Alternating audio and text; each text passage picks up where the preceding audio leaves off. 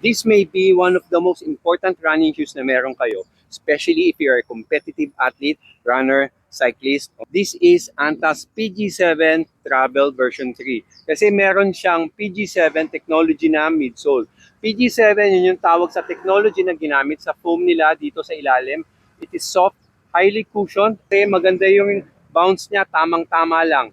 Okay, ang PG7 midsole is really like a memory foam. Maganda yung pag-absorb niya ng impact. Okay, para siyang memory foam talaga. So binabawasan yung impact na bumabalik sa joints natin. Especially if you're really training hard every day, okay, sa sports nyo, especially sa running, talagang kailangan nyo ng pahinga rin, especially yung mga joints natin. Okay, lalo na ang running, high impact yan. So maganda yung foam ng Travel 3 or lahat ng mga travel models ng Anta. Okay, especially Travel 3, ang ganda ng foam niya kasi number ng PG7 is 7.6. That means it has a better shock absorption, para siyang talagang memory foam. At the same time, ang ganda ng balik niya. Okay, just enough para mag-recover tayo ng maayos during our recovery runs. Kailangan kasi natin may mga recovery runs para maiwasan natin yung injury.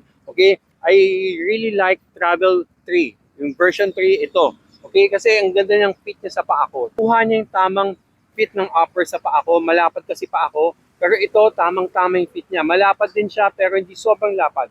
And pwede pa rin siya sa mga narrow na paa. Yan, tignan nyo. Okay, and then tignan nyo yung part na to.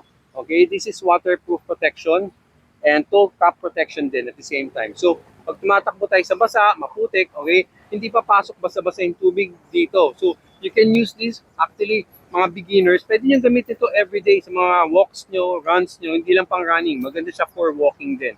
Okay, kasi yung talagang design ng PG7 na midsole is really for slow pace, easy pace, recovery pace, or even long run. Okay, so ito, ang ganda nito kasi yung ilalim niya, grippy, okay, durable, matagal maupod. A-grip technology ang ginamit dyan, A-grip outsole. Tingnan nyo, ang ganda, ang daming thread. Hindi siya madulas, okay, and ang ganda ng feel nito pag ginamit nyo sa mga walking nyo kasi ang kapal ng foam dito, well cushion yung dila, tapos tingnan nyo yung shape dito.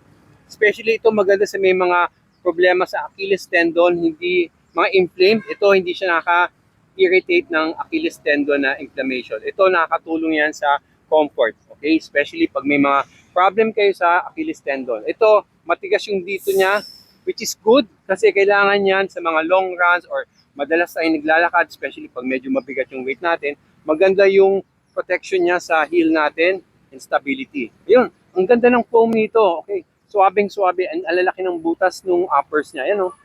Okay, ang ganda ng uppers niya. Again, for Travel 3, in-improve na nila yung breathability ng uppers niya. Tignan nyo, ang lalaki ng butas.